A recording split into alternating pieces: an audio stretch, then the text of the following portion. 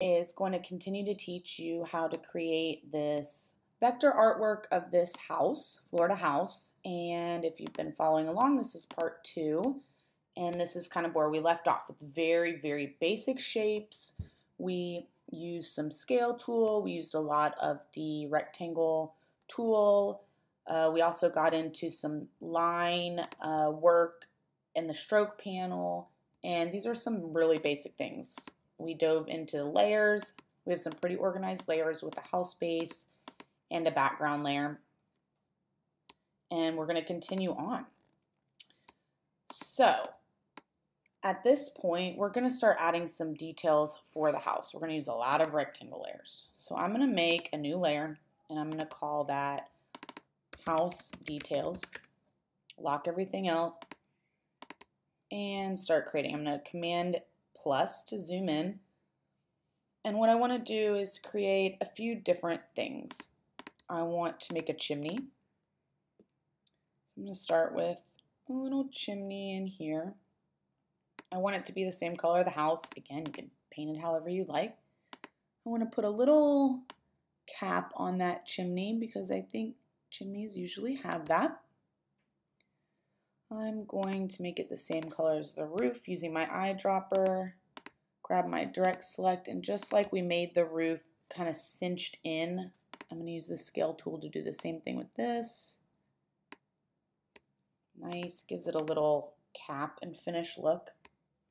I'm going to also come in and I'm going to start to add some details on the house, like some trim.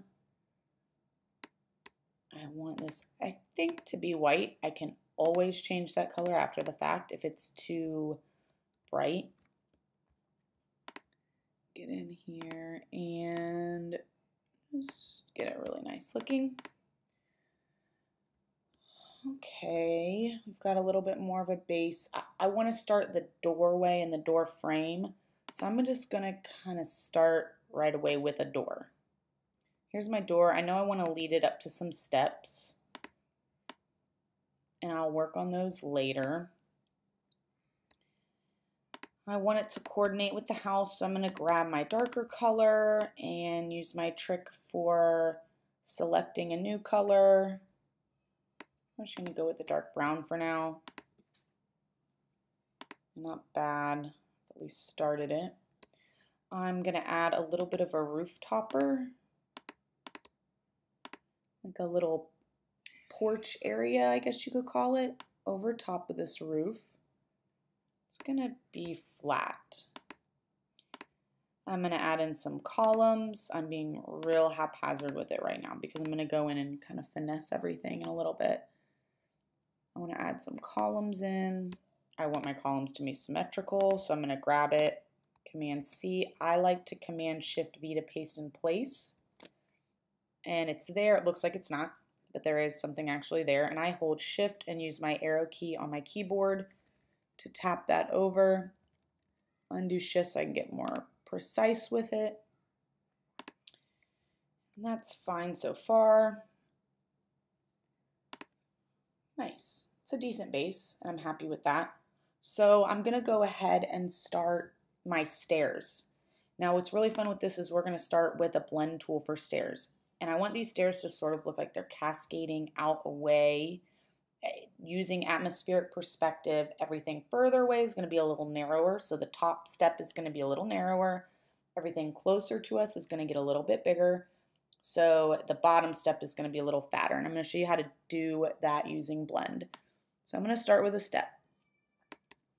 I want to match it to the cement color that I've already chosen for my sidewalk.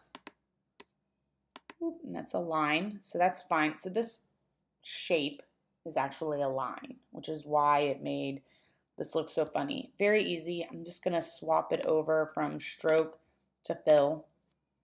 Great. And I'm going to even this out. Before I do anything, I'm going to get in here. Oop, and using my align window, I'm going to center. Good. Tiny, tiny movement.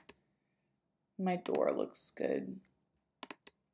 Next, I'm going to Command C, and I'm going to Command V in place, because that's what I like to do. So it's there. Doesn't look like it is, but once I move it, you'll see.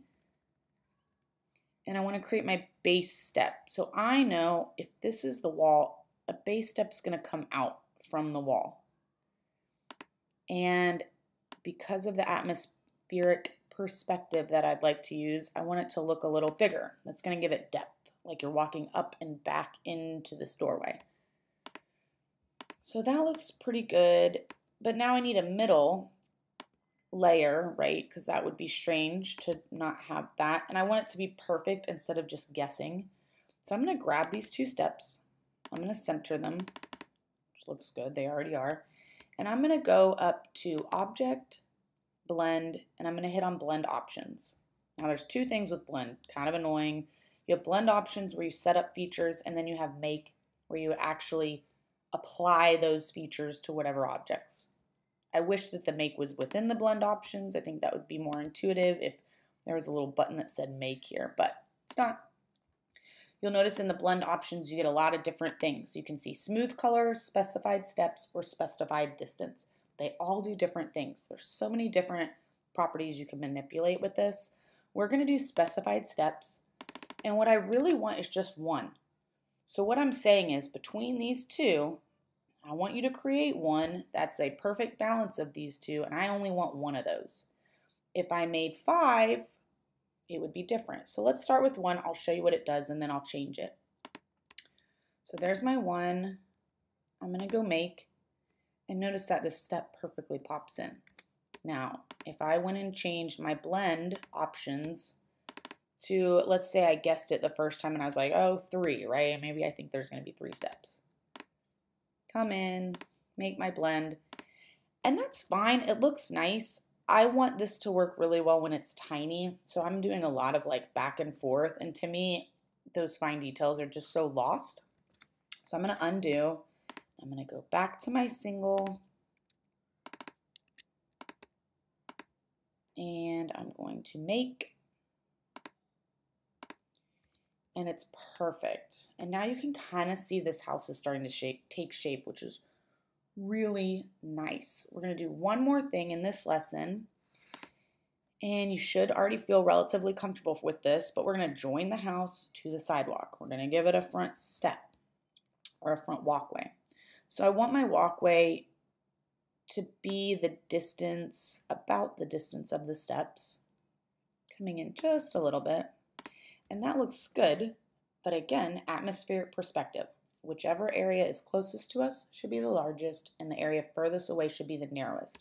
So I'm going to come in, direct select, grab these two. I love the scale tool. It's a great introductory Illustrator tool.